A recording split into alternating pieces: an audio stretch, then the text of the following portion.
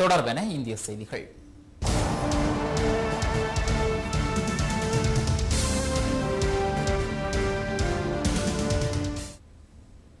உள்துறை அமைச்சர் ப. சிதம்பரம் பயணம் செய்த உலங்கு வானூர்தி அவசரமாக தரையிறக்கப்பட்டது. காஷ்மீரில் சுற்றுப்பயணம் மேற்கொண்டுள்ள உள்துறை அமைச்சர் ப. சிதம்பரம் இன்று அங்குள்ள குரேஜ் பகுதியை பார்வையிட சென்றார். உலங்கு வானூர்தி புறப்பட்ட 20வது நிமிடத்தில் விமானிக்கு திடீரென உடல் நலக்குறைவு ஏற்பட்டதை அடுத்து ஸ்ரீநகர் விமான நிலையத்தில் உலங்கு வானூர்தி அவசரமாக தரையிறக்கப்பட்டமை குறிப்பிடத்தக்கது.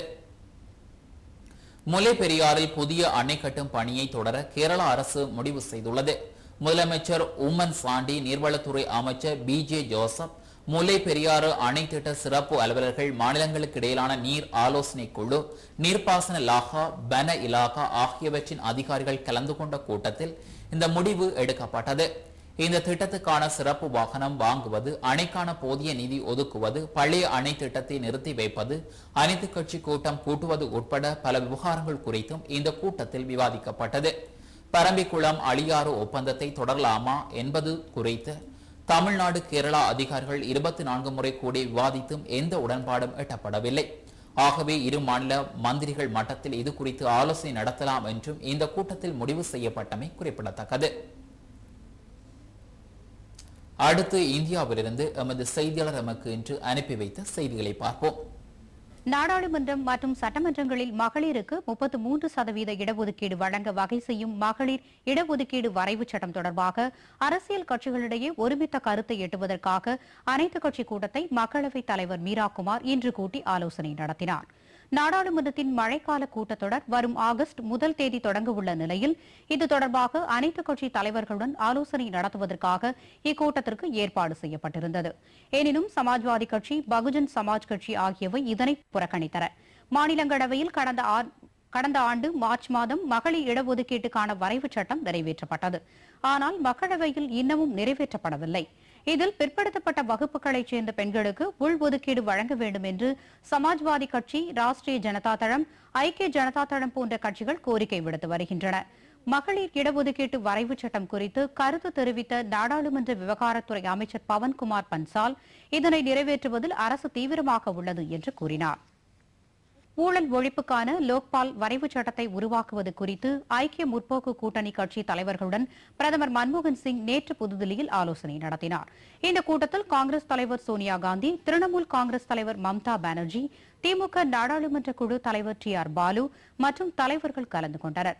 லோக்பால் வரைவுக்குழு தலைவராக உள்ள மத்திய நிதி அமைச்சர் பிரணாப் முகர்ஜி லோக்பால் வரைவு சட்டம் தொடர்பாக சமூக ஆர்வலர்களுடன் நடைபெற்ற பேச்சுவார்த்தை விவரங்களை எடுத்துரைத்தார். வெளிநாட்டு வங்கிகளில் உள்ள கருப்பு பணத்தை கைப்பற்றுவதற்கான நடவடிக்கை பற்றியும் வரும் ஆகஸ்ட் மாதம் 1 தேதி தொடங்க உள்ள நாடாளுமன்ற கூட்டத்தொடர் பற்றியும் நேற்றைய கூட்டத்தில் விவாதிக்கப்பட்டதாக தெரிகிறது.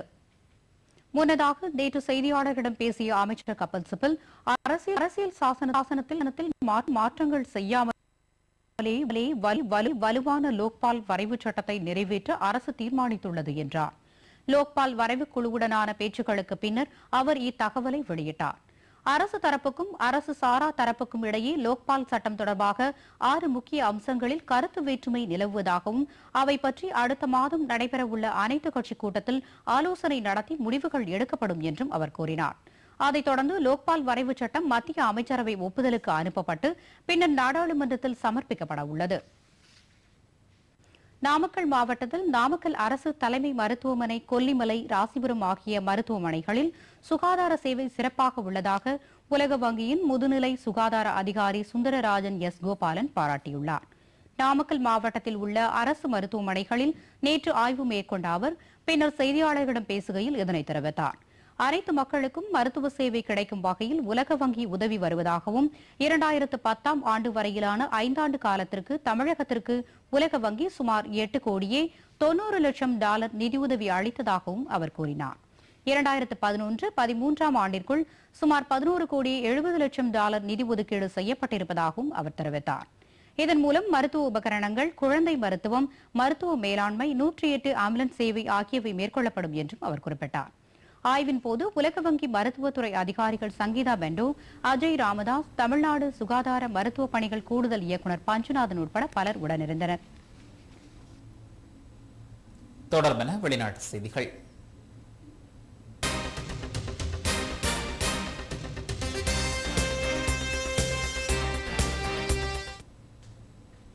ஐக்கிய நாடுகள் சபையின் செயலாளர் நாயகமாக பான் கி மூன் மீண்டும் நேற்று நியமிக்கப்பட்டுள்ளார். பான் கி மூன் இரண்டாவது முறையாக இப்பதவிக்கு நியமிக்கப்பட்டுள்ளமை குறிப்பிடத்தக்கது. ஐநா செயலாளர் நாயகம் பான் கி மூனின் பதவிக்காலம் நிறைவடைந்த நிலையில் அப்பதவிக்கு பலர் போட்டியிடுவர் என எதிர்பார்க்கப்பட்ட போதும் எவரும் போட்டியிடவில்லை.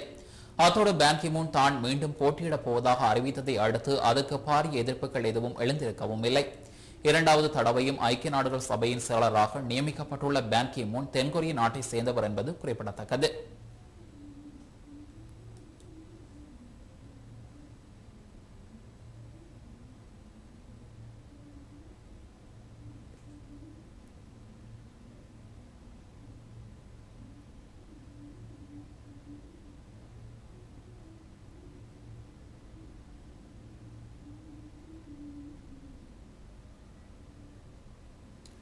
சிரியா அதிபருக்கு ஆதரவாக நடைபெற்ற பேரணிகளில் ஆயிரக்கணக்கான பொதுமக்கள் கலந்து கொண்டனர். சிரியா அரசியலில் அதிபர் பஷர் அசாத் குடும்பம் நீண்ட நாட்களாக ஆதிக்கம் செலுத்தி வருவதாக எதிர்க்கட்சிகள் குற்றம் சாட்டியுள்ள போதிலும் மேலும் அவர் பதவி விலக வேண்டும் என்று வற்புறுத்தியும் வருகின்றன. இதனிடையே அரசியல் சீர்திருத்தம் குறித்து புதிய அறிவிப்புகளை பஷர் நேற்று வெளியிட்டார். எனினும் எதிர்க்கட்சிகள் அதை ஏற்கவில்லை. இந்நிலையில் அதிபருக்கு ஆதரவு தெரிவித்து பெய்ரூட், டமாஸ்கஸ் உட்பட பல முக்கிய நகரங்களில் நேற்று பேரணிகள் நடைபெற்றன. இதில் ஆயிரக்கணக்கானோர் கலந்து கொண்டனர். அவர்கள் அதிபர் பஷர் அசத் எங்களுக்கு தேவை என்று கோஷமிட்டனர். அதிபரின் புகைப்படத்தையும் ஏராளமானோர் ஏந்தி வந்தனர். டமாஸ்கஸ் நகரில் நடைபெற்ற இத்தகைய பேரணியில் பெருமளவில் அதிபரின் ஆதரவாளர்கள் கலந்து கொண்டனர். இதனால் போக்குவரத்து சேவை பாதிக்கப்பட்டது. மீண்டும் தலைப்புச் செய்திகள்.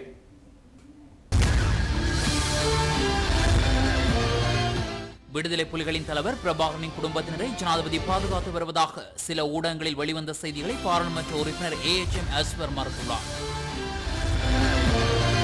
கிழக்கு மாகாண ஆசிரியர் இடமாற்றங்கள் இடைநிறுத்தப்பட்டதால் கிழக்கு மாகாண பாடசாலைகள் இயல்பு நிலைக்கு திரும்பின.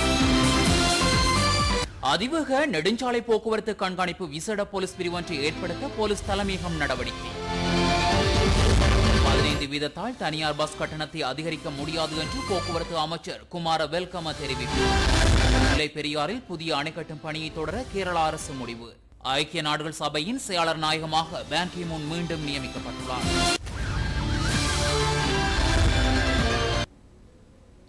இத்துடன் டான் தமிழின் இந்த பிரதான செய்திக்கு நிறைவு பெறுகின்றது. தொடர்ந்து நமது நிகழ்ச்சிகளுடன் இணைந்திருங்கள். வணக்கம்.